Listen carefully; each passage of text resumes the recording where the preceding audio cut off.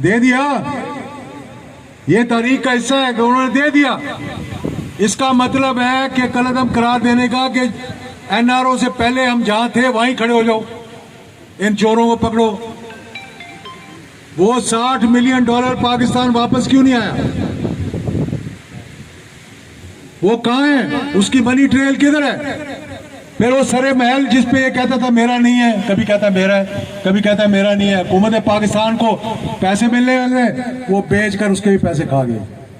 कोई पूछने वाला नहीं है, अदालतें पूछने वाली नहीं है। आप किसी की जेब काट लो, 3 साल कैद काट कर आओगे। आप पूरे मुल्क को लूट लो, आप एनआरओ करके याची करते फिरो। जब तक ये हमारी सियासत के अंदर से ये गंद साफ नहीं होगा, मैं नौजवानों को ये बताना चाहता हूं, जब तक ये गंद साफ नहीं होगा, जब तक हम आगे नहीं जा सकेंगे। इसी तरह मुताज रहोगे, इसी तरह मकरूज रहोगे, इसी तरह लोगों के आगे भीख मांगोगे, इसी तरह एक एक पैसे के लिए तरसोगे। क्या बात थी कि उस जमाने में, जुल्फकार अली भुट्टो के जमाने में डिपो बने हुए थे, लोगों को खाना नहीं मिलता था, राशन नहीं मिलता था। एक एक मोहल्ले में जब शादी होती थी, पूरे मोहल्ले के वो कार्ड इकट्ठे करके जाके लेते थे, चीनी और हलवा और आटे और सूजी लेने के लिए। लाइनों में खड़े होना पड़ता था हमारी माओ और बहनों को। अपने जो जाले थे उनको डिपो दिए हुए थे। किल्लत थी पाकिस्तान के अंदर। 76 में सैलाब आया, इससे भी बुरा सैलाब था। जनरल ज़ियाउल हक ने 77 में 5 जुलाई को जब मार्शल लॉ लगाया, एक दिन बताएं किसी ने जाके लाइन में खड़े होकर कुछ लिया हो। 11 साल कोई सैलाब आया हो पाकिस्तान में तो एक शख्स खड़ा होकर बता दे कि पाकिस्तान के अंदर सैलाब है।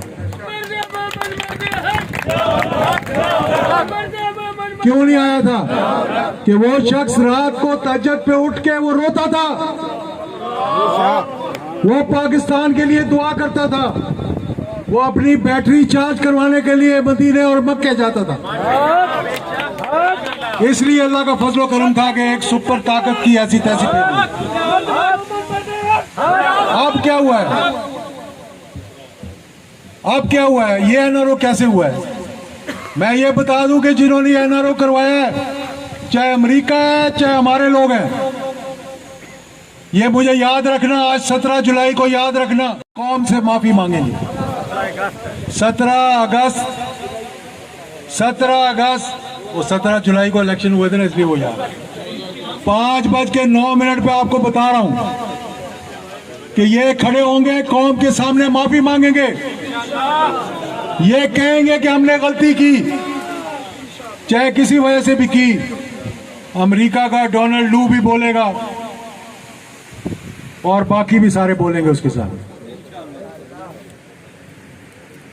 मतलब कोई शर्म होती है, कोई हया होती है। फिर हुकूमत में बैठ गए आके।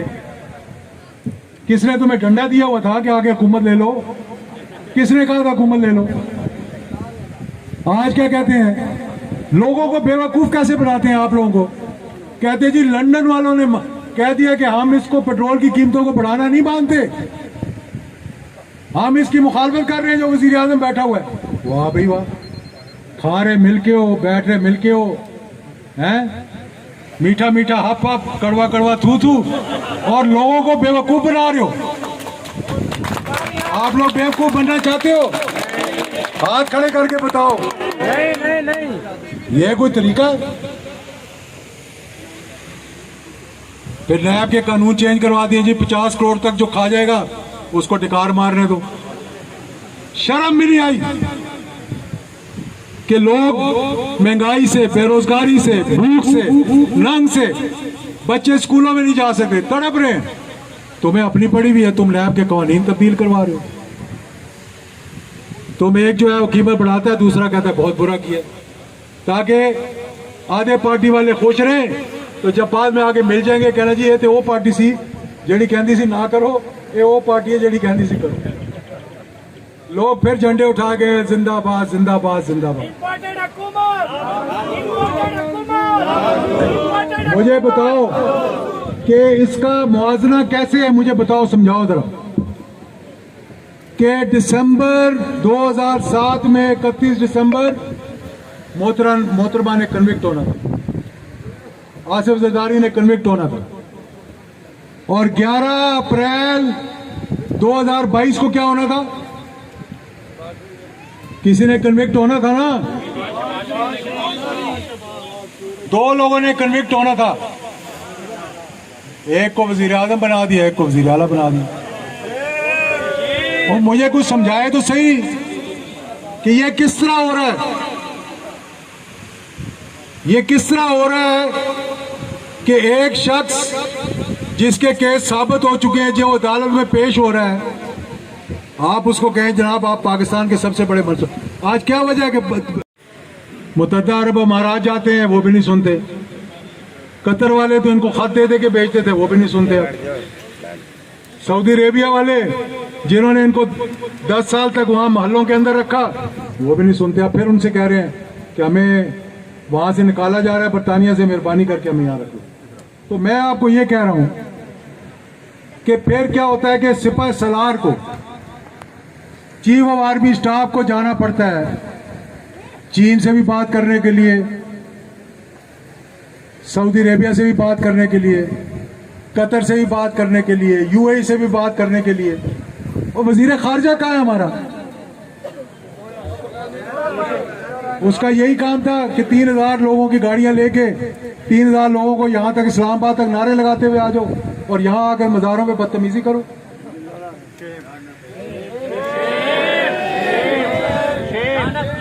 मतलब आप लोग कहाँ थे? आज ये कहते हैं जनाब के ये क्लैशनकोव कल्चर आ गया, ये ड्रग्स आ गई, ये अफगानिस्तान जहाज का ये आ गया।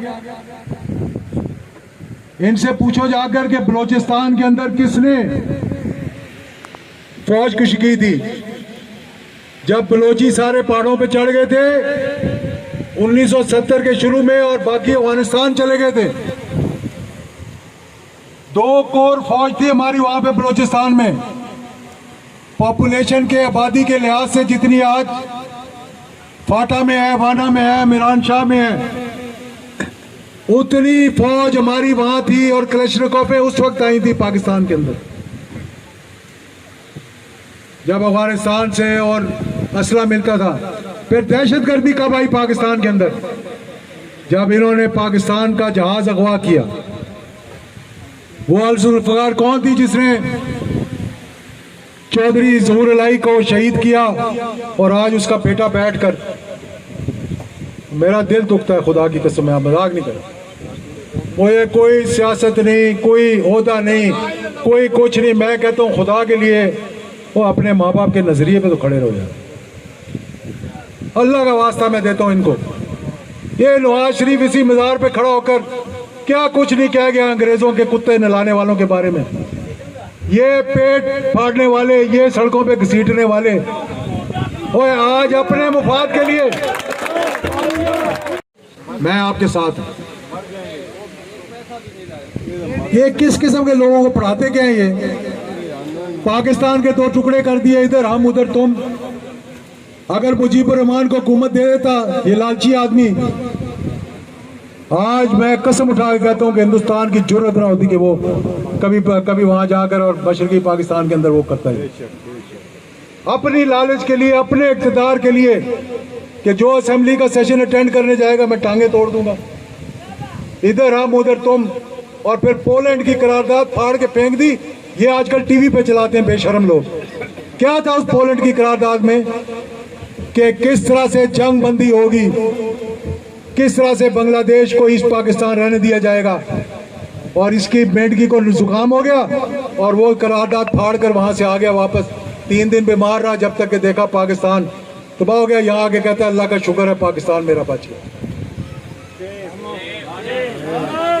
ये हमारे हुक्मरान बनेंगे?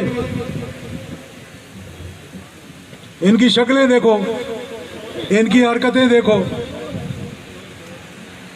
यानी 50 रुपए के स्टैम्प पेपर पे लिख के भैया मैं जा रहा हूं, मैं बहुत बीमार हो गया हूं, वापस आने का नाम ही नहीं। अब बरतानिया वीजा कैंसिल करने लगा, अल्लाह करे कि वापस आए। मैं तो हमेशा कहता हूँ वापस आओ। और यहाँ पे वो लीडर कामयाब होगा जिसका जीना मरना पाकिस्तान के साथ होगा। ये आप लोग भी वादा करो, ये आप लोगों को भी वादा करना पड़ेगा कि उसको वोट दोगे जिसका जीना मरना यहाँ होगा, जिसके मालात बाहर होंगे, जिसका पैसा बाहर होगा, जिसके बच्चे ये कहेंगे कि हमारा पाकिस्तान से कोई ताल्लुक नहीं, कि हम पाकिस्तान के शहरी नहीं है। तो तब पाकिस्तान जो है सिराते मुस्तकीम पे चलेगा। मैं ये आप लोगों को बताना चाह रहा था कि आजकल पाकिस्तान के खिलाफ बहुत सी साजिशें हो रही हैं, पाकिस्तान को कमज़ोर किया जा रहा है। ये 5th जनरेशन वॉरफेयर किसको कहते हैं? 5वीं जनरेशन वॉरफेयर इसको कहते हैं कि आप सोशल मीडिया के ज़रिए, गुलबशन यादेव जैसे लोगों के ज़रिए अपने इंसर्जेंसीज करवा के पाकिस्तान के अदारों को और अवाम को आपस में लड़ा दो, खलीज पैदा कर दो।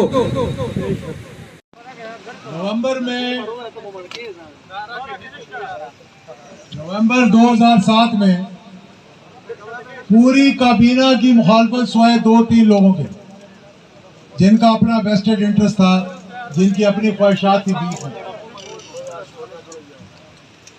ऐसी पार्टी के साथ मुफाहमत की, एनआरओ किया, जो लंदन में चार्टर ऑफ डेमोक्रेसी जो कहते थे कि ये बहुत बड़ा जमहूरियत का निशान है जो हम साइन करके आए हैं, और उसके ऊपर अभी स्याही भी नहीं सूखी थी कि सदर पाकिस्तान परवेज मुशर्रफ अबू धाबी में मोहतरमा बेनज़ीर के साथ बैठे हुए थे।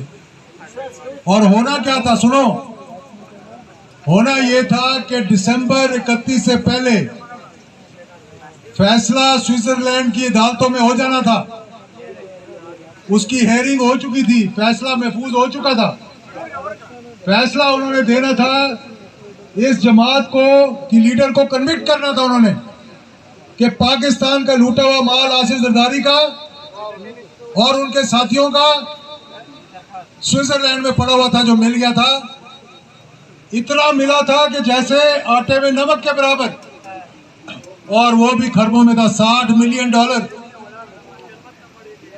अपने नाम से रखा हुआ था वहां। मुशर्रफ साहब ने बाद में कहा कि मेरे से अगर कोई सियासी गलती हुई है तो वो ये हुई है कि मैंने एनआरओ किया।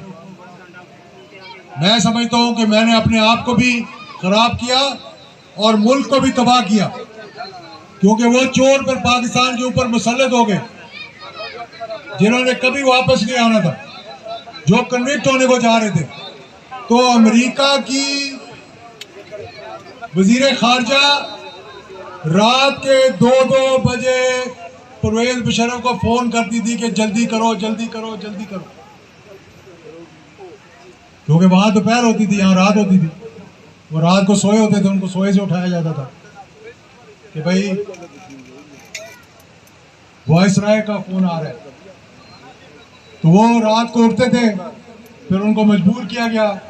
वो बगैर मशवरे के, मेरे ख्याल में उन्होंने अपने करीबी साथियों से 2-3 से अगर मशवरा किया होगा, उसके अलावा किसी से मशवरा नहीं किया।